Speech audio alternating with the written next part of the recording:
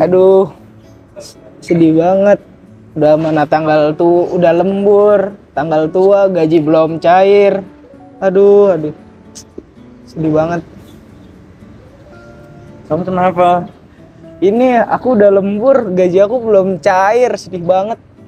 Jangan begitu, itu udah diatur di undang-undang. Oh iya. Coba nonton ini. Nah, kalian tahu nggak apa pengertian dari hukum ketenaga kerjaan? Hukum tenaga kerja merupakan istilah lain dari hukum perburuhan. Istilah buruh merupakan peninggalan dari zaman feodal di mana orang melakukan pekerjaan tangan atau pekerja kasar seperti kuli. Tukang yang melakukan pekerjaan berat dan kotor yang lebih dikenal dengan nama blue collar. Istilah tenaga kerja dan pekerja dapat dijumpai pada Undang-Undang Ketenagakerjaan Nomor 13 Tahun 2003. Tujuan hukum ketenaga kerjaan ada 4. Yang pertama, memberdayakan dan mendayagunakan tenaga kerja secara optimal dan manusiawi. Yang kedua, mewujudkan pemerataan kesempatan kerja dan penyediaan tenaga kerja yang sesuai dengan kebutuhan pembangunan nasional dan daerah. Yang ketiga, memberikan perlindungan kepada tenaga kerja dalam mewujudkan kesejahteraan. Yang keempat, meningkatkan kesejahteraan tenaga kerja dan keluarganya. Kalian tahu nggak sih subjek hukum ketenaga kerjaan itu apa aja? Yang pertama ada pekerja atau buruh. Pekerja atau buruh adalah individu yang menggunakan tenaga dan kemampuannya untuk mendapatkan balasan berupa pendapatan, baik pendapatan uang maupun bentuk lainnya kepada pemberi kerja. Yang kedua adalah pengusaha. Pengusaha adalah seseorang, kelompok, ataupun lembaga yang melakukan kegiatan jual, beli, ataupun sewa sesuatu. Selanjutnya yang ketiga adalah serikat pekerja atau serikat buruh.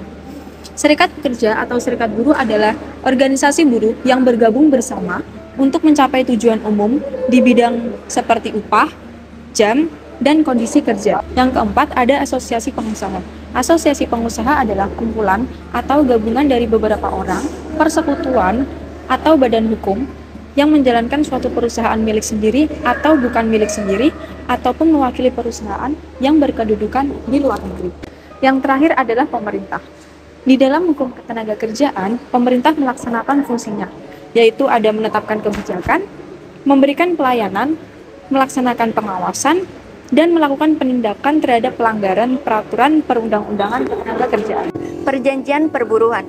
Perjanjian perburuhan merupakan perjanjian yang tidak menimbulkan hak dan kewajiban untuk melakukan pekerjaan, tetapi memuat syarat-syarat tentang perburuhan.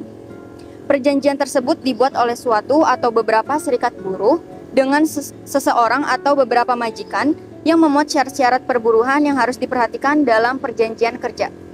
Perjanjian kerja hukum ketenaga kerjaan pada dasarnya harus memuat ketentuan-ketentuan yang berkenaan dengan hubungan kerja, yakni hak dan kewajiban pekerja serta hak dan kewajiban majikan.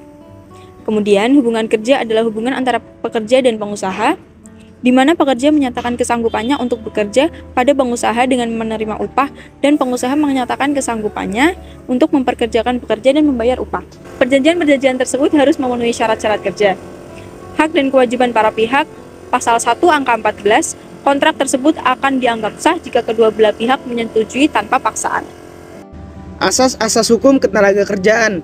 Pembangunan ketenaga kerjaan diselenggarakan atas asas keterpaduan dengan melalui koordinasi fungsional lintas sektoral pusat dan daerah serta UU nomor 13 tahun 2003 tentang ketenaga kerjaan pasal 3 yang menganut asas-asas sebagai berikut. 1. Asas manfaat dan pengertian pemberikan manfaat bagi buruh, pengusaha, pemerintah, serta masyarakat. Asas usaha bersama dan kekeluargaan dalam pengertian demokrasi ekonomi yaitu maka usaha untuk bersama perekonomian disusun sebagai usaha bersama atas asas sebagai gerakan ekonomi, gerakan rakyat yang berdasarkan atas asas kekeluargaan atau perekonomian Indonesia. Asas demokrasi adalah keputusan diambil berdasarkan musyawarah bersama.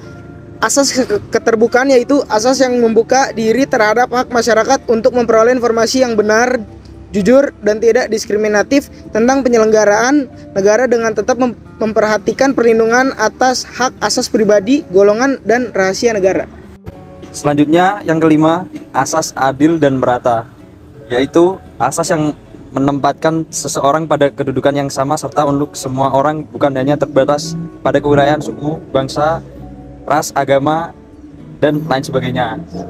Atau bahwa pembangunan nasional yang diselenggarakan sebagai usaha bersama harus merata di semua lapisan masyarakat dan seluruh wilayah tanah air. Yang keenam, asas kemitraan kerja, mengandung arti A. Bahwa pekerja dan pengusaha adalah merupakan mitra kerja dalam proses produksi, yang berarti bahwa keduanya haruslah bekerja sama, saling membantu dalam kelancaran usaha perusahaan untuk meningkatkan kesejahteraan perusahaan dan produktivitas.